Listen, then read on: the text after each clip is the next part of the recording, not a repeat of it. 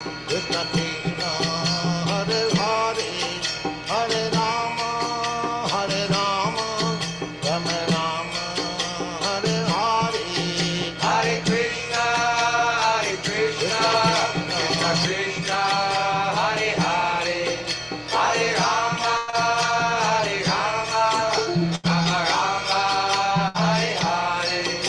Hare Krishna, Hare Krishna, Krishna Krishna, Hare Hare, Hare Rama, Hare Rama, Rama Rama, Hare Hare. Hare Krishna, Krishna Krishna, Hare Hare, Hare Rama, Rama Rama, Hare Hare.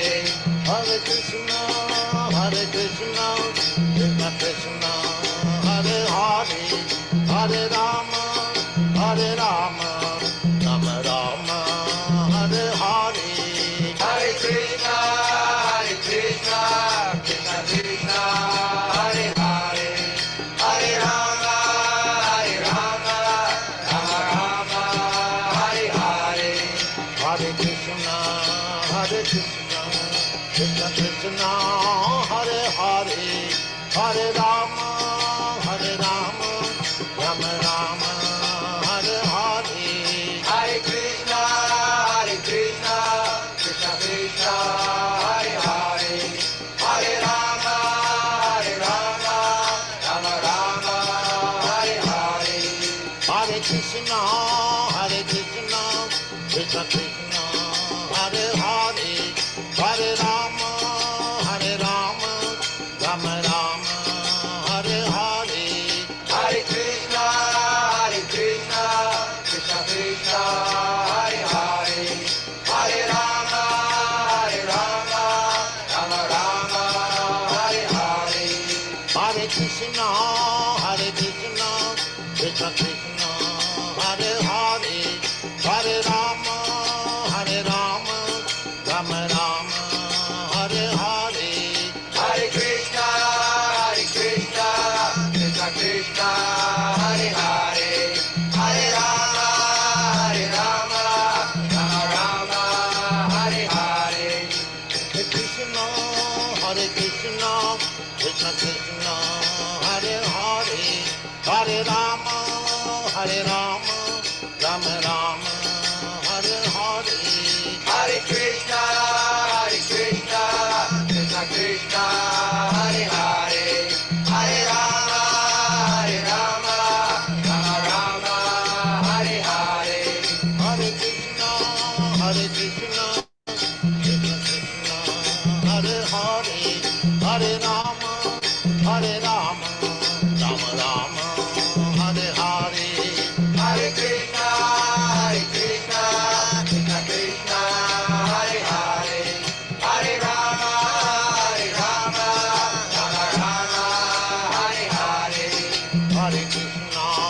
Hare Krishna, Krishna Krishna, Hare Hare, Hare Rama, Hare Rama, Rama Rama, Hare Hare.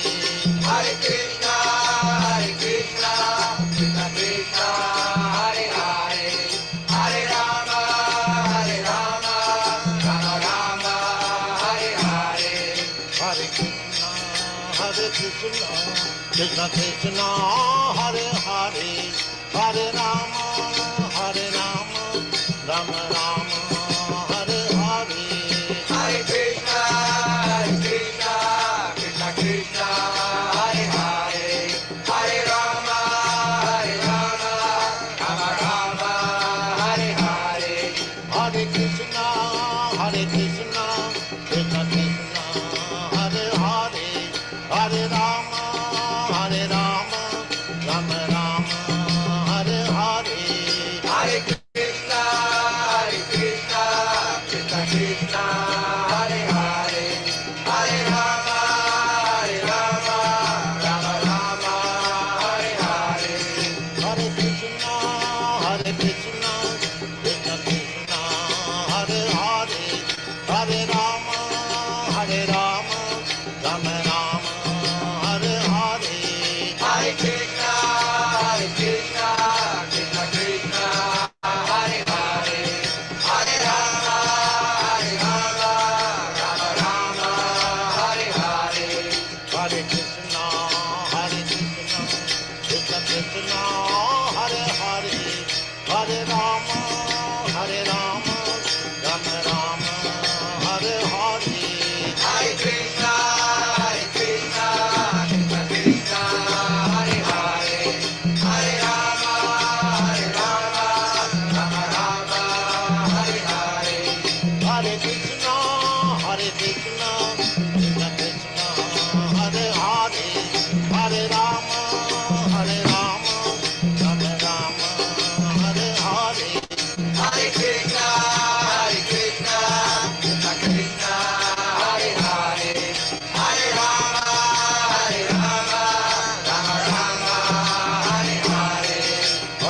Krishna, Hare Krishna, Krishna Hare Hare, Hare Rama, Hare Rama, Rama Rama, Hare Hare.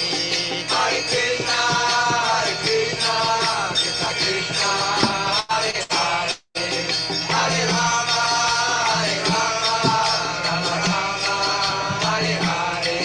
Hare Krishna, Hare Krishna, Krishna Krishna, Hare Hare, Hare Rama, Hare Rama, Rama Rama, Hare Hare. Hare Krishna, Krishna Krishna, Hare Hare, Hare Rama, Rama Rama, Hare Hare. Hare Krishna, Hare Krishna, Krishna Krishna, Hare Hare, Hare Rama, Hare Rama, Rama Rama, Hare Hare. Hare Krishna, Krishna Krishna, Hare Hare, Hare Rama, Rama Rama, Hare Hare. Hare Krishna, Hare Krishna, Krishna Krishna, Hare Hare, Hare Rama, Hare Rama, Rama Rama, Hare Hare. Hare Krishna, Krishna Krishna, Hare Hare, Hare Rama, Rama Rama, Hare Hare. Hare Krishna, Hare Krishna, Krishna Krishna, Hare Hare, Hare Rama, Hare Rama, Rama Rama, Hare Hare. Hare Krishna, Krishna Krishna, Hare Hare, Hare Rama, Rama Rama, Hare Hare. Hare Krishna, Hare Krishna, Krishna Krishna, Hare Hare, Hare Rama, Hare Rama, Rama Rama, Hare Hare. Hare Krishna, Krishna Krishna, Hare Hare, Hare Rama,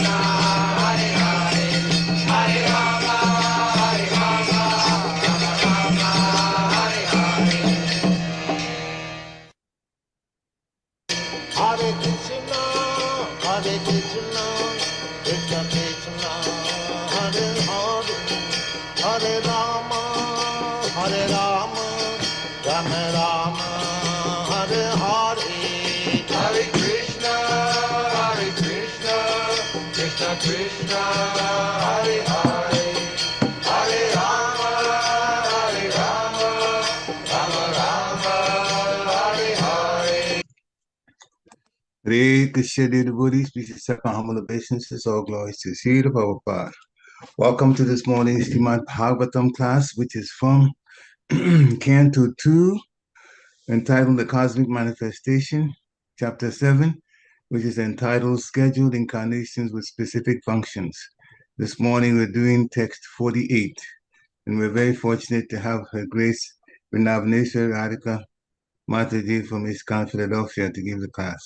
Hare Krishna, Mataji, please accept my humble obeisances. All glories to Sri Prabhupada. Hare Krishna, please accept mine, all glories of Prabhupada. Good morning, everyone. It's all yours. Thank Hare Krishna. you. Jaya Radha Madhava Punjabi Hari Jai Gopi Jana Vallabha Girivardhari Yashodanandana Brajajana Ranjana Jamuna Tira Vanachari Jai Radha Madhava Punjabi Hari Jai Gopi Jana Vallabha Girivardhari Shodanandana Brajajana Ranjana Jamuna Tira Vanachari Jai Radha Madhava Kunjabi Hari Jai Gopi Jana Vallabha Girivardhari Yashoda Nandana Braja Jana Ranjana Jamuna Tira Vanachari Hare Krishna Krishna Krishna Hare Hare Hare Rama Rama Rama Hare Hare Hare Krishna Krishna Krishna Hare Hare Hare Rama Rama Rama Hare Hare Jayam Vishnupad Paramahamsa Parivrajikacharya Astatara Sata His Divine Grace A.C. Bhaktivedanta Swami Srila Prabhupada Ki Jai. Jayam Vishnupad Paramahamsa Parivrajikacharya Astatara Sata His Divine Grace Srila Bhaktisiddhanta Saraswati Thakur Ki Jai. Anantakota Vaishnava Vrinda Ki Jai. Namacharya Srila Haridas Thakur Ki Jai. Prem Sigaho Sri Krishna Chaitanya Prabhu Nityananda Sri Advaita Gadar Shiva Sati Gaur Bhaktivinoda Ki Jai. Radha Krishna Gopa Gopinath Shamakun Radhakun Gitter Govardhan Ki Jai. Maya Purdam Ki Jai. Vrindavandam Ki Jai. Jamuna Devi Ki Jai. Ganga Devi Ki Jai. Tulsi Devi Ki Jai. Transcendental Book Distribution Ki Jai. ISKCON Harrisburg Ki Jai. Samaveda Bhaktivinoda Ki. Gaur Premanande Hari Bol. All glories the assembled devotees. Hare Krishna. All glories the assembled devotees. Hare Krishna. All glories the assembled devotees. Hare Krishna. All glories to Shri Guru and Shri Garanga. Hare Hare Bol. All Mama Om Vishnu Vidaya Krishna Prasai Utile Shrimati Bhaktivedanta Swami Niti Namane Namaste Saraswati Devi Gauravani Pacharne Nirvasheshashuni Vadi Pashita Deshatarne. Om Namo Bhagavate Vasudevaya. Om Namo Bhagavate Vasudevaya. Om Namo Bhagavate Vasudevaya. Narayana Namaskritya Naram Chaiva Narottama Devam Sarasvatim Vyasyam Chachochayam Adirayat Nastaprayashu Abhadreshu Nityam Bhagavata Sevaya Bhagavatis Uttama Shloki Bhaktir Bhavati Naistaki. So, as Parikshit Prabhu said, we are reading this morning from the second canto, the 7th chapter, entitled Scheduled Incarnations with Specific Functions. So I will read this 3 times, and then there's only a few of us in class today. I know it's a big vacation week, so I'll read this 3 times, then we can each take turns repeating it. Sadriyani maya yatato kam yama krita hetam yayusavrad eva nipana kanitram indra sadrayam niyamanya yatayo yama krita hetam jayusavrad eva nipana kinitram indra sadrayam nimaya yatato yama krita hetam Yayu-savrad iha nipana kanitram indra. This is a little tricky. Anyone else? Oh, okay. Sadhyanyama yatayo yamakata hetim yaju swaradipa nipanam kanitram indra. Hare Krishna. Hare Krishna. Sadriyam niyamya yatayo yamakarta hetim jayu swarad iva nipana khanitram indra. Hare Krishna. Hare Krishna.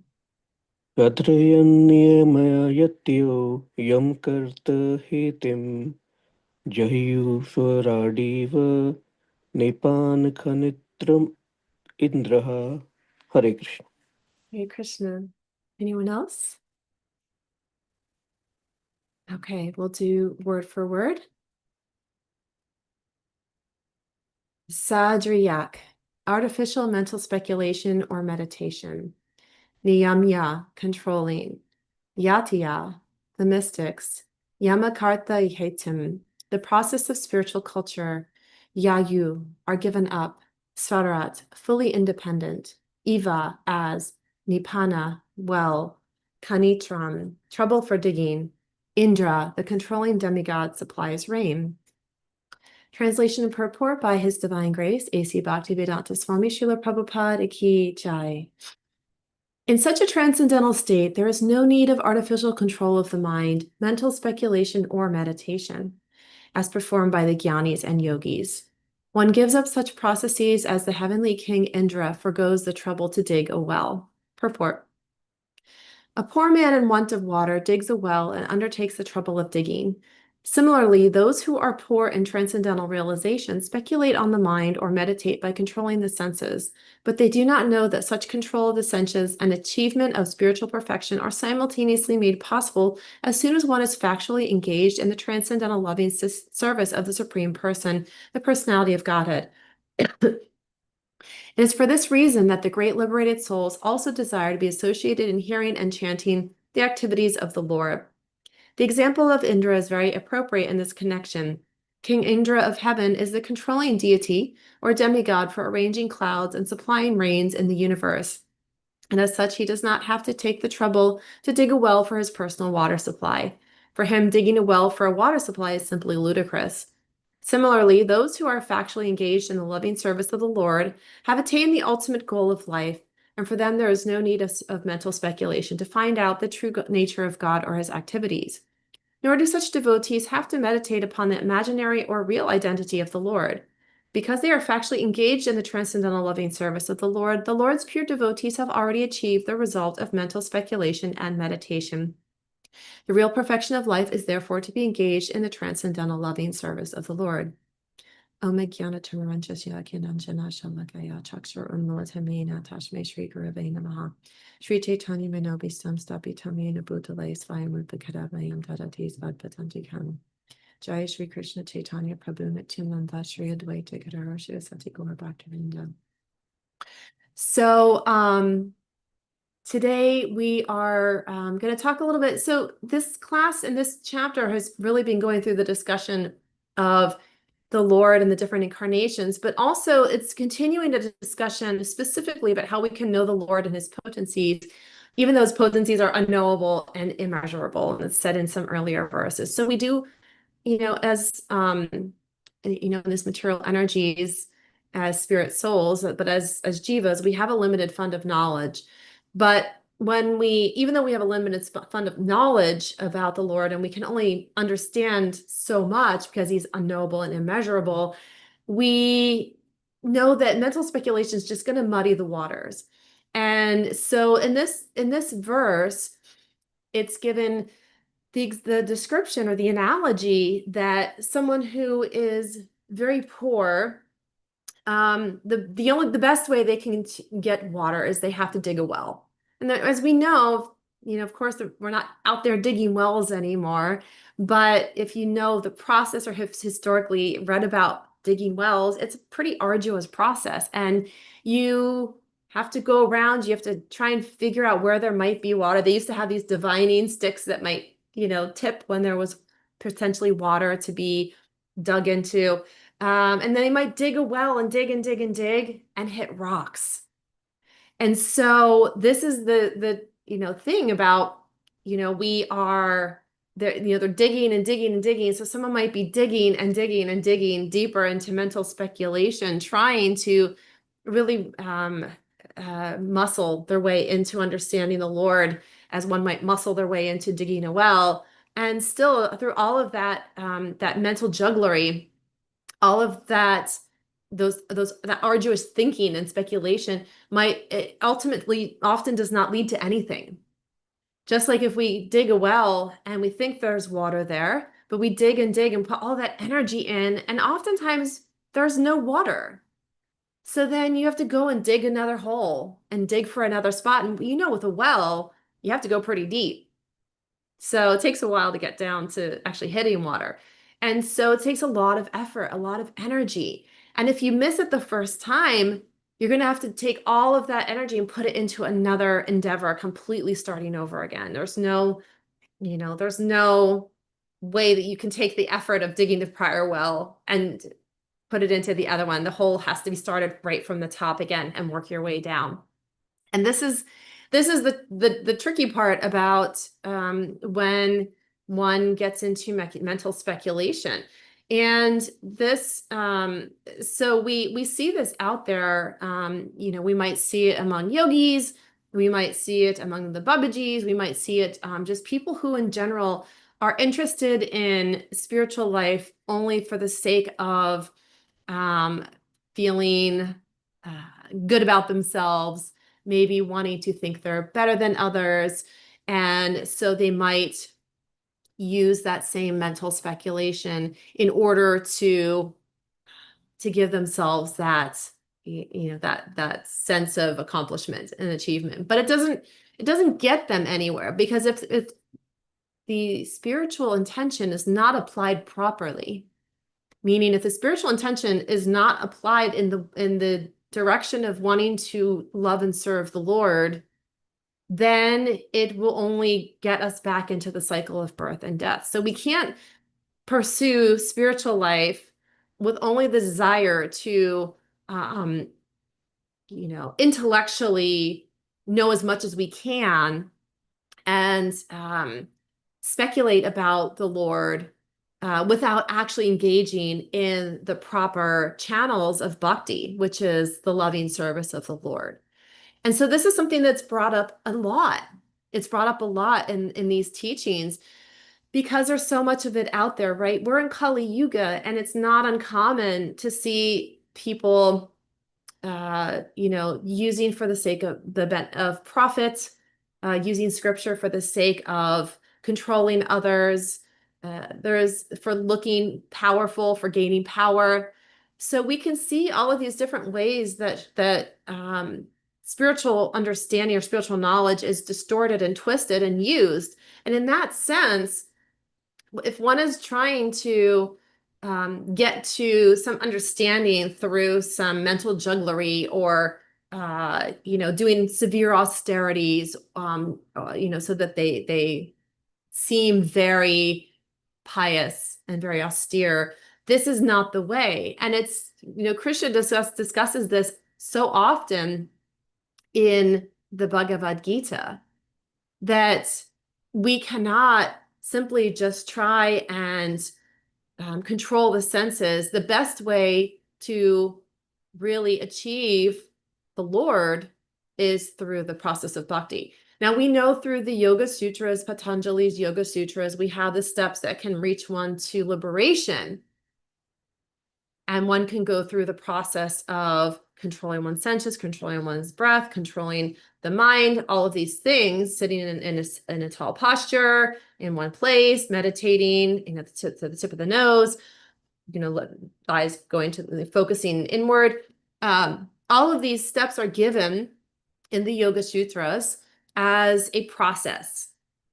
So it is it's a bona fide process in the sense that it is a process that can eventually get one to the place of mukti or liberation.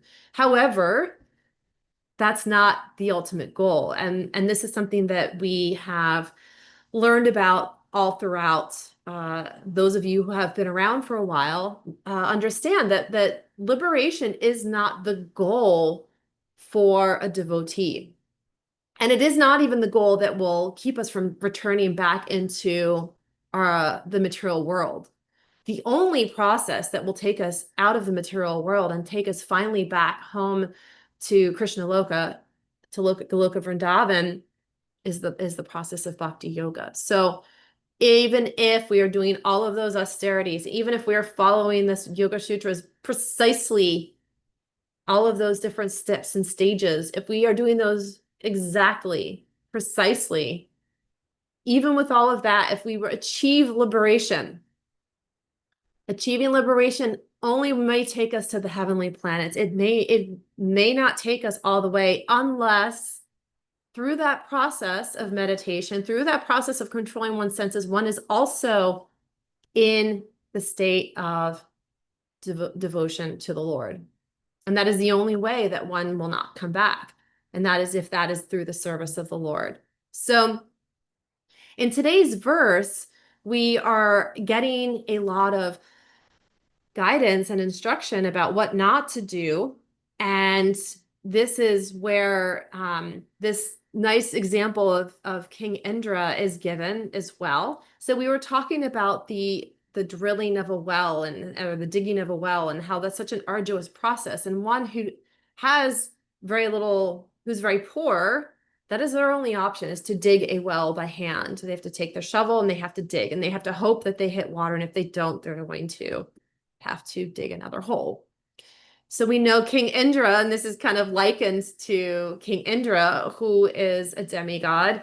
He is a heavenly being, still in this material energies, though. He is not, he still has lifespans.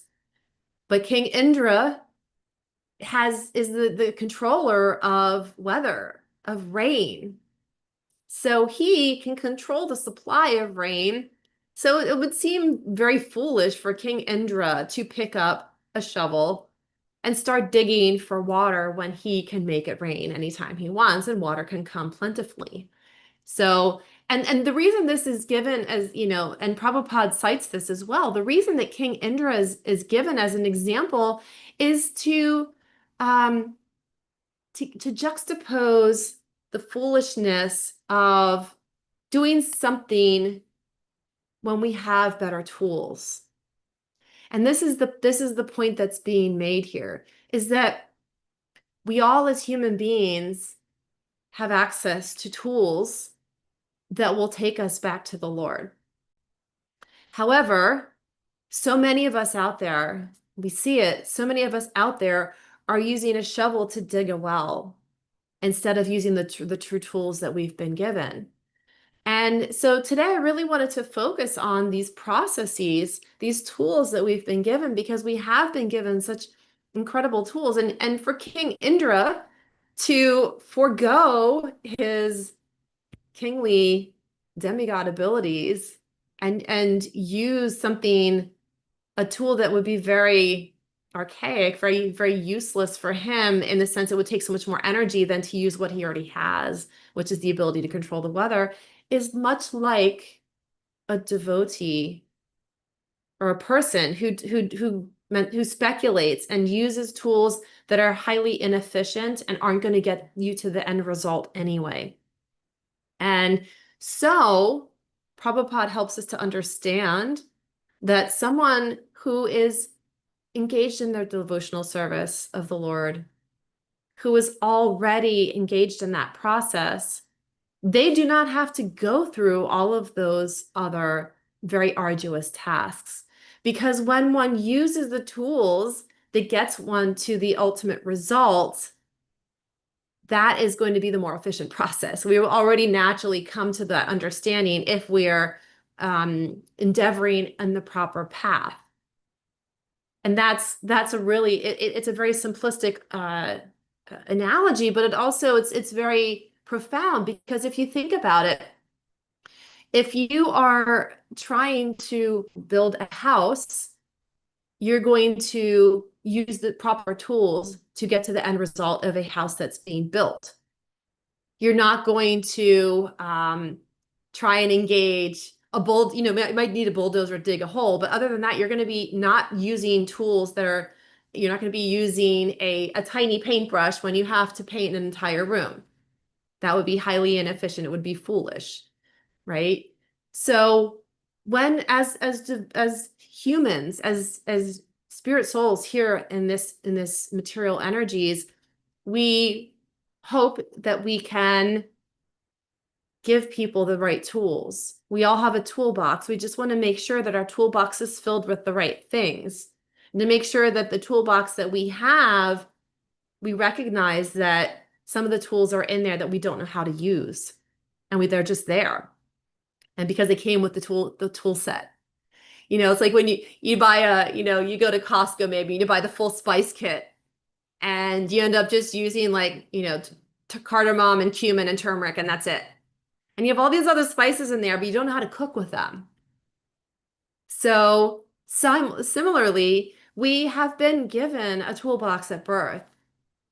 And this toolbox is our transcendental position, is our constitutional position. It is who we are in relation to the Lord. And this toolbox when we start looking at the tools and saying, what's this for? What's this for? We start inquiring, because it is that inquiry, the inquiry that can get us to this point. Otherwise, we might be duped into thinking that, just, studying or hearing from someone that's just been, studying the Shastra, but not understanding it, not actively engaging in the service of the Lord. We might be fooled into thinking that that's the path forward, because they might be very well spoken, or they might seem like they have a lot of knowledge, but what they're really doing is they're speculating. They're taking a very transcendental topic and trying to use their material minds to excuse me, to parse it out. And that's not going to get us far at all.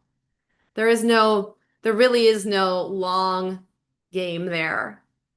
It's not, if we just keep applying the mental speculation, if we keep applying our minds to it over and over again, eventually it'll click, and then we'll be God conscious.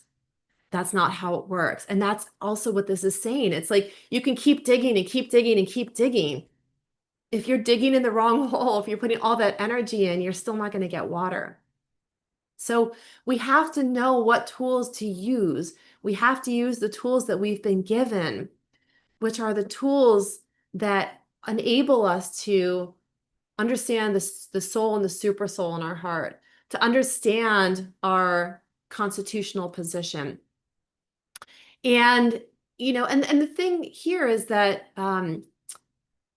there's a verse in Bhagavad Gita. It's Bhagavad Gita 264. And the translation is, but a person free from all attachment and aversion and able to control senses through regulative principles of freedom can obtain the complete mercy of the Lord.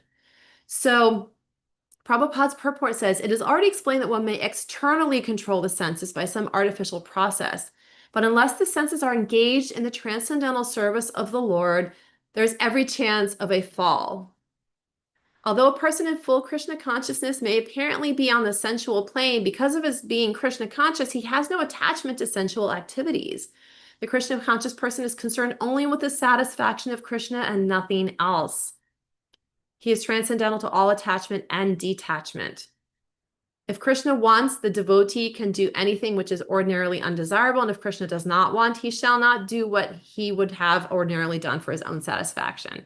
So this is the thing, that if a person is externally controlling their senses by some artificial process, and they're taking this process of mental speculation, all of these things, if they are not doing it in Krishna consciousness, they will not get anywhere. And Prabhupada says there's every chance of a fall.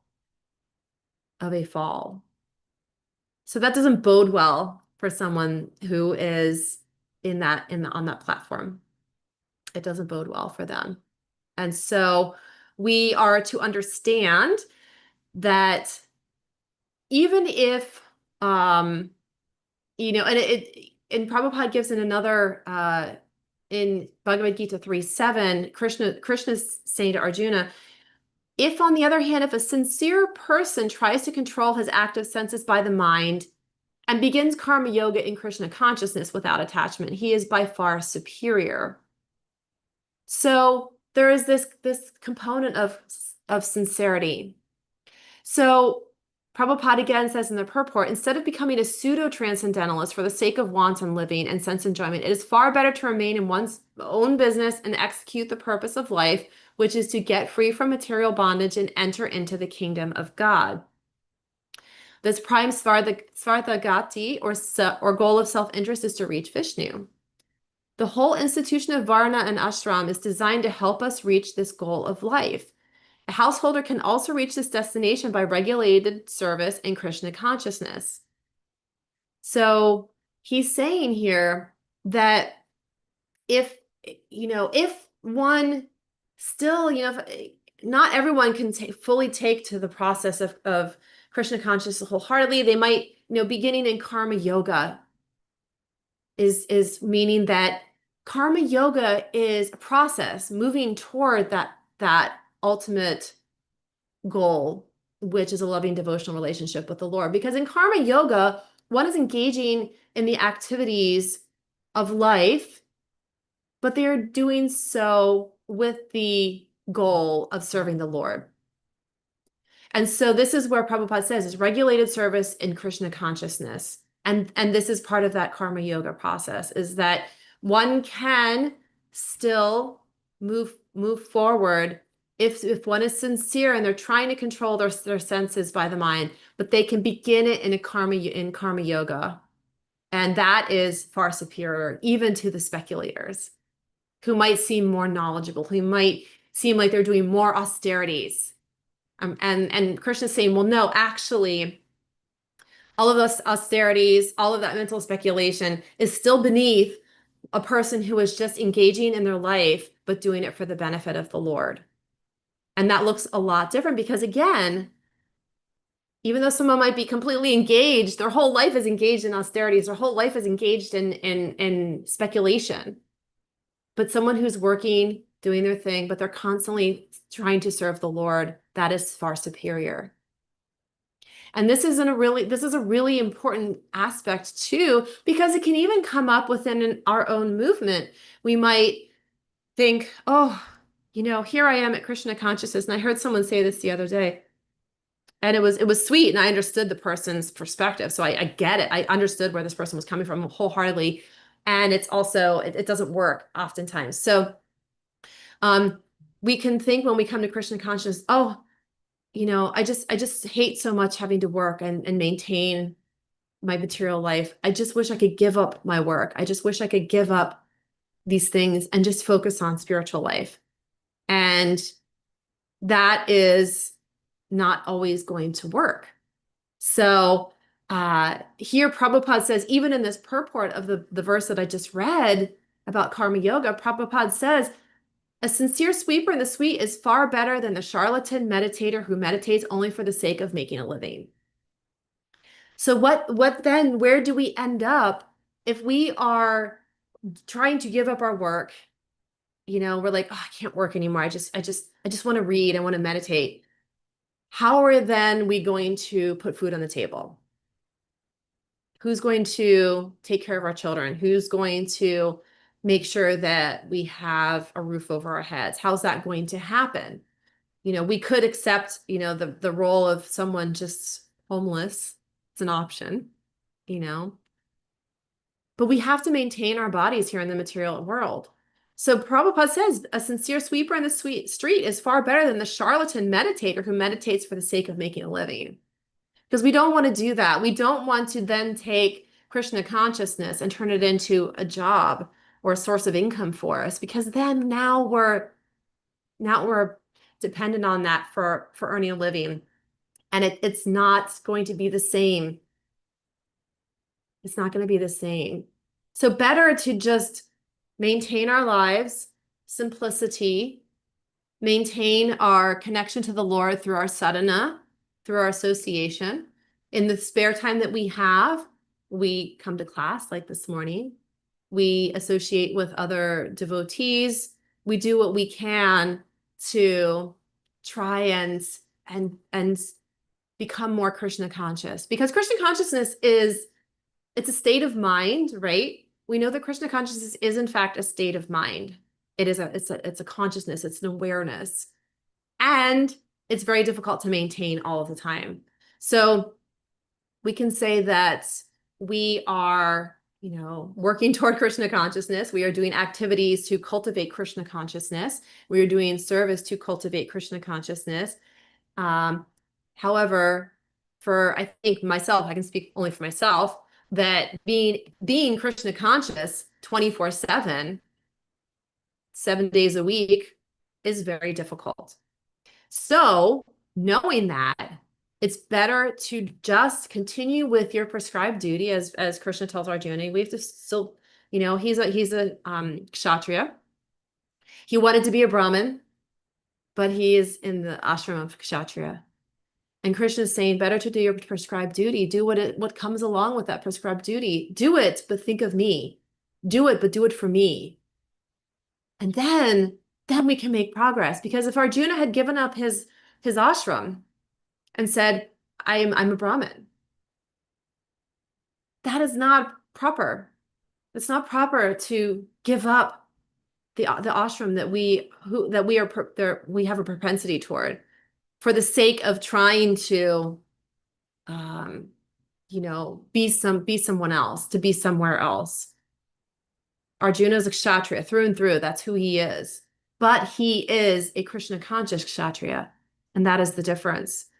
And that is what we can all aspire to, is in wherever we are, whatever ashram, whatever mode of life that we are in, rather than trying to give it all up, falsely renounce, and that falgu vairagya can be very dangerous. That's false renunciation. We don't want to do that. We don't want to falsely renounce things for the sake of thinking that we're moving forward in Krishna consciousness, because all that may do is actually move us further away from our ultimate goal. So we surrender to Krishna. We give ourselves to the Lord, hopefully, in the things that we do. We hope that Krishna at some point shows his mercy on us. And in that way we endeavor. We make the endeavor every single day to work toward better understanding the Lord, to work toward better serving the Lord. And so this is the powerful process of bhakti yoga, because bhakti yoga gives us the ability to do that. It gives us the tools to do that and still remain in a grihastha ashram. It really is, bhakti yoga is truly set up for the grihasthas, because if you think about, even in Bhagavad Gita, so much is speaking to the grihastha ashram in terms of how we can live our lives and still focus on the Lord. And most people are in the grihastha ashram, or there may be students in the brahmacharya ashram, but most people, when they hit a certain age, they do enter into the grihastha ashram. So we have to be very pragmatic in our approach to Krishna consciousness and think, okay, I, like most of us, are in a grihastha ashram. I have to work. I have to maintain my family. Therefore, I will do the things accordingly that are going to bring me closer to the Lord, and not think that these other activities are going to get me there faster. Because again, coming back to today's verse, controlling our mind artificially, mental speculation, all of these things, the bhakti yogi will come to automatically.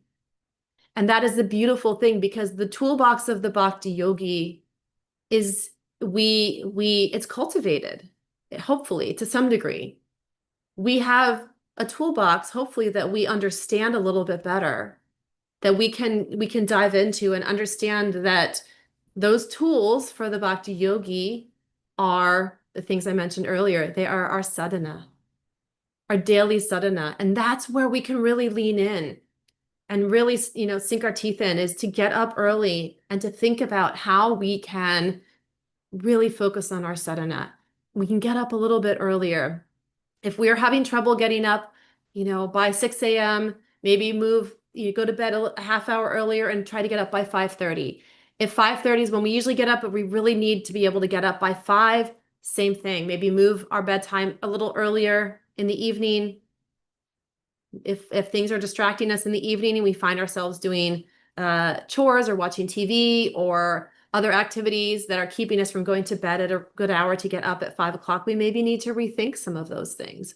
It's a daily adjustment. And I was writing about this just in my own writings. I was writing last night about this, that it's constantly in the material world. There's this game of adjustments that we are faced with, the adhyatmika, adhibodhika, adhidaivika, right? The three kleshas, the things that are going to, trip us up in our day, the other living entities, our own mind, and the acts of the demigods, like weather. We've seen the horrible devastation that weather has brought down in Texas.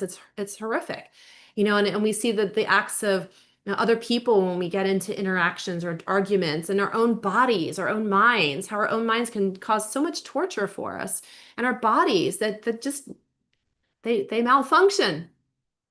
So we have all of these things that are constantly throwing us off. So we're having to adjust every single day. You know, some days we might eat something that didn't agree with us, and then we have a tummy ache the next day, or we have low energy. Maybe something woke us up in the middle of the night. Maybe our own mind woke us up, and now we're feeling very tired the next day. And then we're not feeling as, you know, focused in our rounds, or maybe we ended up skipping reading that morning because we got up late, and then our rounds pushed into our reading time, which pushed into work time. And so we're having to constantly adjust every single day. Is not a rubber stamp. And I think every one of us out there knows that there is no rubber stamp days. Otherwise, we'd be in Groundhog Day. And if any of you saw that movie from like the late 80s, you know, he's living the same day over and over and over again. Exactly. We don't have that. Thankfully, we're not in Groundhog Day because we have the opportunity to continue to grow and to continue to break out of patterns that are not supportive and nurturing for our Krishna consciousness.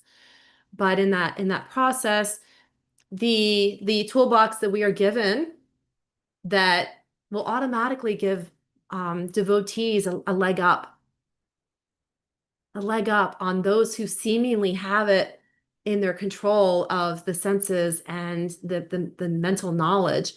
The devotees have a leg up because we are actively trying to serve the Lord. We are actively trying to know the Lord, or at least hopefully we are, because that's the goal. That is the goal. The Sambandha Gyan Priyojana, that's the goal. The goal is to learn to cultivate a relationship and to serve the Lord. So I'll leave with this final thought from Bhagavad Gita, which I think is very relevant for all of us. Manmana bhava madbhakto madhyaji man namaskuru mam evasyasi yuktai vam atmanam mat parayana. This is engage your mind always in thinking of me, become my devotee, offer obeisances to me and worship me. Being completely absorbed in me, surely you will come to me. And this is for the devotee that this is it. It's what it all culminates in this. It's just engage no matter what we are doing, what ashram we are in, whatever we are having to plow through in our day in order to put food on our table and a roof over our head. We think of the Lord. We do it for the Lord.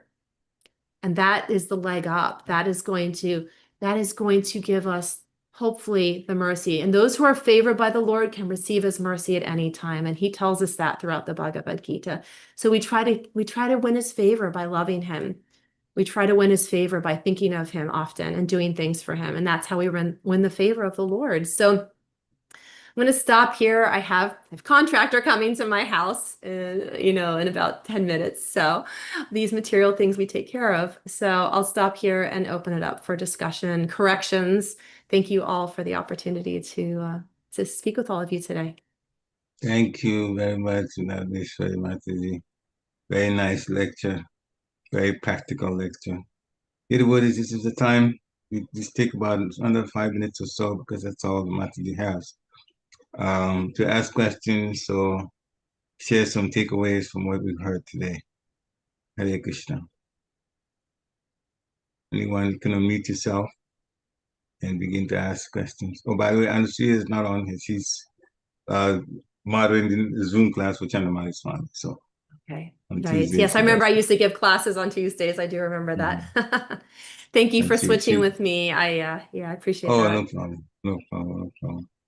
Yeah, your class is very, very practical. Sometimes you have to, and the reality, you made it clear that sometimes people feel that, oh boy, the material was just too challenging, and I just would really like to live a life I do only spiritual activities and nothing else. And no, not even brahmacharis have that 100%. It doesn't No. work that way. Yeah, once you're in the material world, you have to take care of the material things. And again, Krishna guides you even with the material things too. Because Yep. he's here. He loves us very much. The other day we were reading. It's also the earlier text in the Srimad Bhagavatam talking about the Brahman, the Paramatma, and Bhagavan, the three personalities. And what I learned from it that really fits here also is the Paramatma feature of the Lord. And Srila Prabhupada stressed the Paramatma feature has to do with a lot of affection for us. He's here assisting us, a lot of affection, yeah. So even when we go on material things, still the Lord will be there for us. As long as we are also thinking of how we can turn even the material things that we do somehow dovetail to Krishna consciousness. So yeah, this is very practical lecture, and I was quite reminded of quite a few things that how to blend this material and spiritual life. Hare Krishna. Yes. Hare Yeah. Krishna. Thank you. Any other comments or questions or feedback? Yeah. Reflections? If not, then anyway, you got someone coming, so we might as well end, give you more time. Even while I'm speaking now, if you want to interrupt and share a comment, you certainly can. But if not, then thank you very much for coming on this morning. No, thank you. I have a few minutes still, so yeah. Thank you. Hare Krishna. Jai. Hare Vancha Krishna. kalpatarubhasya kripa Kripa sindhu Sindhu Pacha Itana Kritina Pavane Pavanebhyo Vaishnavi Vaishnavebhyo Namo Namo Namaha. Namaha. Srila Prabhupada ki jai. Jai. Hare Hare Krishna. Krishna. Have a wonderful week, everyone. Haribol. Jai. Hare Krishna. Jai.